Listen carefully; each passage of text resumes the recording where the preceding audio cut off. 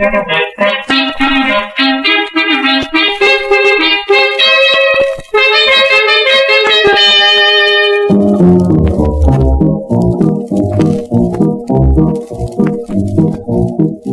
trong đêm vắng ngàn tiếng đồng loa vang lừng, đầu người lù nhù xa theo bờ núi sông hò reo.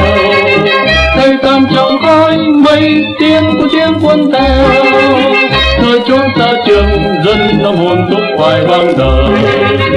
Việt Nam thần đời đời Việt quân nguyên, quân lứa tới thấy cái thấy máu tuôn rơi theo mồ đường mấy đứa chập trùng đi về đâu. Việt Nam thần đời đời Việt quân nguyên, quân lứa tới thấy cái thấy máu tuôn rơi theo mồ đường mấy đứa chập trùng đi về đâu.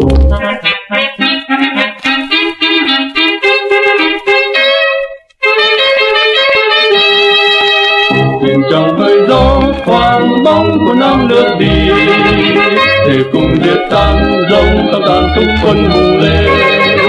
Nơi đây đất nước Nam Biên của đấng anh linh, đặt thân tay cùng cô trong đền núi sông ngân nhà.